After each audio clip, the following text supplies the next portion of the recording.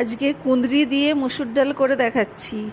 এখানে কুঁদরি আছে, এখানে মুসুর ডাল আছে। কুঁদরিগুলো ধুয়ে ভালো করে কেটে নিচ্ছি কুচি কুচি করে।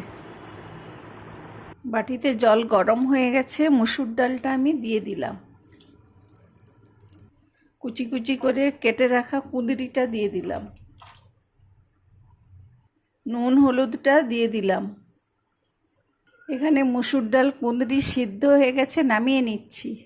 তেল গরম হয়ে গেছে, কালো জিরা আর শুকনো লঙ্কা ফোড়নটা দিয়ে দিলাম।